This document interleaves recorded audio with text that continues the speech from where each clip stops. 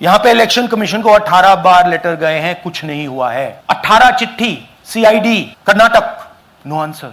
Chief election commission के बारे में मैंने बोला कि यह व्यक्ति वोट चोरों की रक्षा कर रहा है।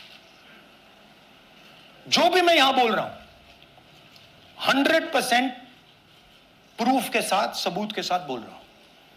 और मैं अभी आपको दिखाना चाहता हूं कि मैं ये शब्द क्यों बोल रहा हूं और किस बेसिस पे बोल रहा हूं। आपको अपनी आंखों से ये दिखेगा। कर्नाटका सीआईडी ने केस चालू किया कि वोटर कौन है, ये फोन किसके हैं, ये आईपी एड्रेस क्या है, ओटीपी कहां गया, इन चीजों के बारे में इन्वेस्टिगेशन शुरू होती है। कर्नाटक सीआईडी ने हिंदुस्तान के इलेक्शन कमीशन को 18 चिट्ठियां लिखी हैं। हमें आप यह इंफॉर्मेशन दीजिए, बिल्कुल क्लियर है। डेस्टिनेशन आईपी दीजिए, डिवाइस डेस्टिनेशन पोर्ट दीजिए, ओटीपी ट्रेल्स दीजिए, फोन नंबर्स दीजिए, फोन नंबर्स के मालिकों के नाम दीजिए। क्लियरली पूछा है, नो आंसर। 18 चिट्ठी CID Karnataka, no answer from chief election commissioner, no answer from election commission. Timeline देखिए।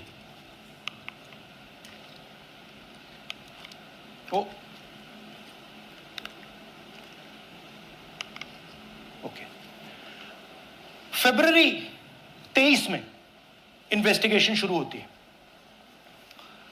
मार्च 23 में कर्नाटका सीआईडी चिट्ठी लिखती है ईसीआई को कि हमें सारे डिटेल्स दे दीजिए। अगस्त में इनकंप्लीट डिटेल्स दी जाती है, जिससे कोई इन्वेस्टिगेशन आगे नहीं बढ़ेगा। जिन चीजों की जरूरत थी वो नहीं दी, जिसकी जरूरत नहीं थी वो सारी दे दी। पहला सबूत। दूसरा सबूत, 18 बार रिमाइंडर लेटर गए हैं। आपको अगर सीआईडी एक बार लेटर भेज दे और आप नहीं गए, आप जानते हो क्या होगा। यहां पे इलेक्शन कमीशन को 18 बार लेटर गए हैं, कुछ नहीं हुआ है। बाद में क्या होता है, कर्नाटक ईसी इलेक्शन कमीशन को लिखता है, कहता है भैया हमें दे दीजिए, आपको इंफॉर्मेशन देना पड़ेगा। No reply. मार्च 25 में आखिरी लेटर सितंबर में गया है, कुछ ही दिन पहले। No reply from EC. यह है सबूत कि ज्ञानेश कुमार जी वोट चोरों की रक्षा कर रहे हैं। और यह ब्लैक एंड व्हाइट सबूत है, इसमें कोई कंफ्यूजन नहीं है कहीं।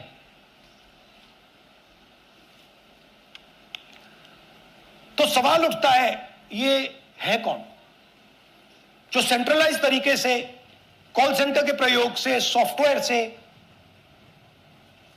अलग अलग प्रदेशों में वोट डिलीट कर रहे हैं, ऐड कर रहे हैं। इलेक्शन कमीशन जानता है, ज्ञानेश कुमार जी जानते हैं। अच्छा, ये सिर्फ आनंद में नहीं हुआ, ये अलग अलग कंस्टिट्यूएंसीज में हुआ है। आनंद में लीगल प्रोसेस चालू हो गई, पकड़ लिया। यहां महाराष्ट्र में उसी मोडस ऑपरेंडी से, उसी सिस्टम से यहां पे वोट ऐड हुए हैं। आनंद में डिलीट, रजौरा में एडिशन। 6850। आपको याद होगा पिछले प्रेजेंटेशन में मैंने आपको नाम दिखाए थे, ये देखिए वही नाम यहां है। वही सिस्टम महाराष्ट्र में चल रहा है जो कर्नाटक में चल रहा था। नाम वैसे ही है, जेडब्ल्यू जेडब्ल्यू जेडब्ल्यू, पता वैसा है, जेडब्ल्यू जेडब्ल्यू, नाम यू कैसे किसी ने टाइप करके लगा दिया। तो जो ये काम कर रहा है, ये उत्तर प्रदेश में, हरियाणा में, बिहार में, कर्नाटक में, महाराष्ट्र में वही कर रहा है।